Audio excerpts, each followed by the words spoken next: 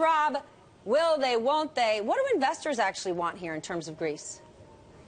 I think the press narrative has it the wrong way around. I think it basically says the markets don't want a Grexit. I actually think the markets do want a Grexit, because then we actually get this problem out in the open. We get a small dip. We have known for a long, long time that that this problem is coming down the road. So we've had since March or April to get underweight the market. And then if we get a Grexit, then it's time to buy the market. And so what you want to buy, if it does happen, is basically Greek government bonds. I think they could fall by 50%, and you want to buy the DAX. What do you think Tsipras wants to do? I mean, as Stephanie said, we don't really quite know his end game. Is he playing for an exit, or is he playing for just better terms and staying in the euro?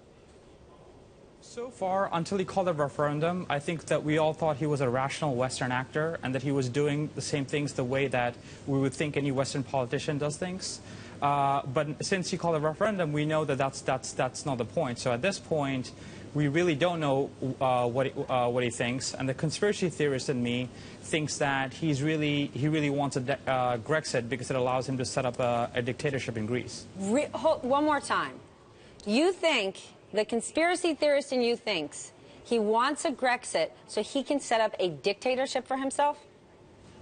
So I think the narrative of him goes something along the lines of I have 60% of the support of the Greek population. We've already gone through a lot of trauma.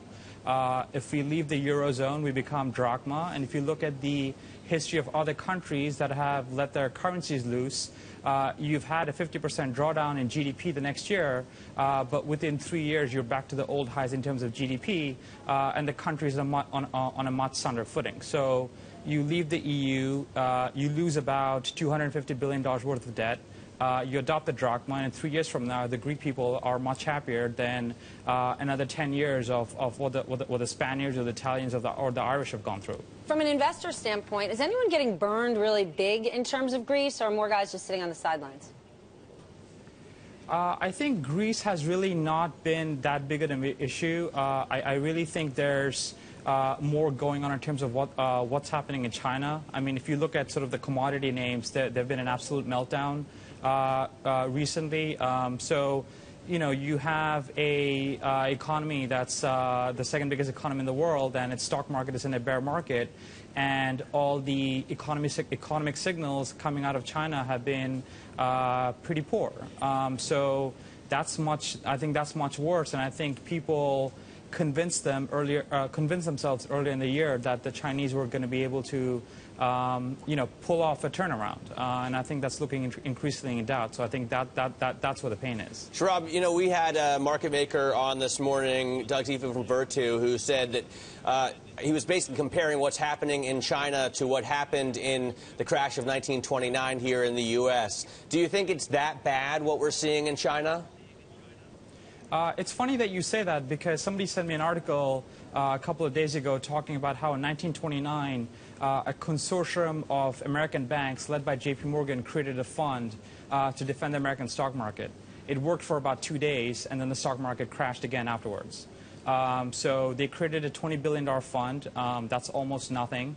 And you've let the momentum out of this market. And so whether it's 1929 or it's 2000 with the NASDAQ, I think it's the same paradigm. Markets that go up on no fundamentals, when they start coming down, tend to have a pretty nasty calm down. So far, a couple of things China has done have included investing a ton of cash. Well, I guess not that much in relative terms, because it's a $7–8 trillion market, into the big state-owned companies, and then they've shut down trading in 700 of the smaller companies that were dragging on the index. What do you think they're going to do next? Well, so let's think about the last market that we saw this in. Europe in 2011, when the market started shutting down, they told you couldn't short things anymore. They shut down certain markets. They closed certain things. So if the price gets bad enough, let's just close the price and make sure that you can't see the real price, and reopen the market 2 years from now, and hope it's all better. All right, that sounds like Sorry, continue. So I think the Chinese are on their road to full QE. Of all the big policymakers in the world. They have the most leverage still left to pull. They have enormous fiscal and monetary resources. So they're going to keep going. I mean, this was just the first of many moves, and it's going to end with them doing full QE the same way that the U.S., Europe, and Japan have. All right, Sharad, before we go, we've got to talk Puerto Rico. You have spent a huge amount of time there looking at moving your fund there as an investment. What do you think of things? So Puerto Rico is very interesting because, we're looking at the math on the Puerto Rican GOs, the 8% of 35, which is basically the benchmark bond, which trades around 70. And we can't get the math to work around 70. We can get the math to work around 45. So it's a little surprising to me why these bonds are still here. I think these bonds could actually go down a lot more. And I don't know how they get to a sustainable debt number without a significantly bigger haircut. So I'm looking for things in Puerto Rico to get worse. These things are never easy, but I think ultimately it'll be an amazing opportunity because you have a tax system that's got major tax benefits compared to the mainland U.S. Very few other places have that, and that ultimately I think is going to be their salvation.